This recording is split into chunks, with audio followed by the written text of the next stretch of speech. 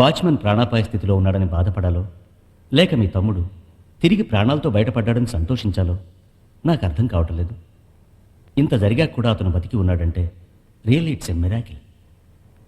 ప్రాణం ఉందే తప్ప ఏది గుర్తించే కండిషన్లో పేషెంట్ లేడు. It's very pathetic. మేమిచ్చే ట్రీట్మెంట్ మూలంగా పేషెంట్ క్యూర్ అవ్వటానికి 1 year పట్టచ్చు, 10 years పట్టచ్చు, లేదా ఎప్పటికీ క్యూర్ కాని క్రానిక్ పేషెంట్గానే మిగిలిపోవచ్చు.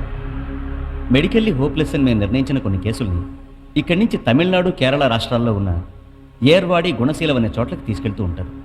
మేము వాళ్ళకి అడ్డు చెప్పం, ఎందుకంటే అది వాళ్ళ నమ్మకం. సాధారణంగా ఇక్కడ పేషెంట్సే కాదు, వ్యాధిని నయం చేసే డాక్టర్లు కూడా ఆ దేవుణ్ణే నమ్ముతూ ఉంటారు. ఏం చేస్తాం చెప్పండి?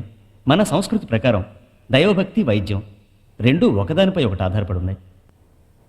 ఇప్పుడు నాకే ఒంట్లో బాగాలేదనుకోండి, నేను మెడిసిన్ తీసుకునే లోపల మా ఆవిడ విభూది కుంకుమలతో వచ్చి నిలబడుతుంది.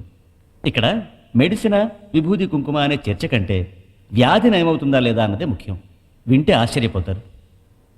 ఇప్పుడు నేను చెప్పబోయేది కూడా ఏర్వాడి, గుణశీలం లాంటి ఒక ప్రదేశం గురించి. యాజ్ ఎ డాక్టర్ నేను ఇలా మీతో మాట్లాడకూడదు. కాకపోతే ఏంటంటే అక్కడ ఇలాంటి క్లినికల్ మెథడ్స్, స్టెరిలైజ్డ్ ప్రెమిసెస్ ఉండకపోవచ్చు. కానీ ట్రెడిషనల్లీ వాల్యూడ్ థెరప్యూటిక్ కాన్సెప్ట్స్ని యూజ్ చేసి చాలామంది పేషెంట్స్ని క్యూర్ చేస్తున్నారు. అలాగని ఇదే సరైన పద్ధతి అని నేను అంటలేదు. శేషు మా స్టూడెంట్, అతని మీద ఉన్న ఇష్టంతో చెప్తున్నాను. ఒక్కసారి అక్కడికి తీసుకెళ్లి ప్రయత్నించి చూడండి. నాకెందుకో మంచి జరుగుతుంది అనిపిస్తుంది. మీరు చెప్పే ఆ చోటు ఎక్కడుంది?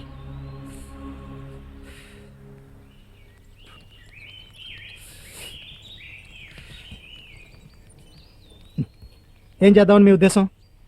అదే మాట కాశీ, వాడికి మంచి జరుగుతుందంటే పంపించాలి కదా. బాబయ్య, నీ మంచి జరుగుతుంది. మంచి నీ వల్ల కాకపోతే నువ్వు తొట్టే వాడిని నేను చూసుకుంటా.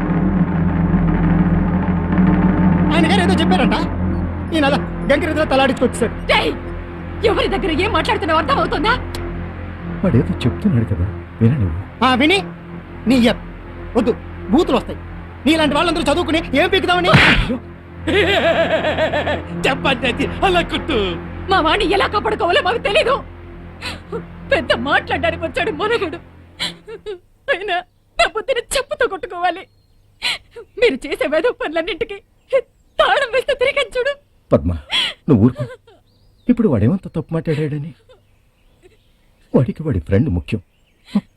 నువ్వు వెళ్ళు. ఒరే కాశీ, అది కాదన్నా. వాడికి బాగవ్వాలనే కదరా కొన్నాళ్ళు పంపించి చూద్దాం.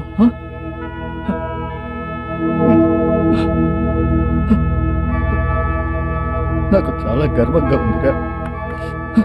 మేము వాడిని సరిగ్గా పెంచామో లేదో కానీ ఇలాంటి మంచి స్నేహితులు వాడికి దొరికారు.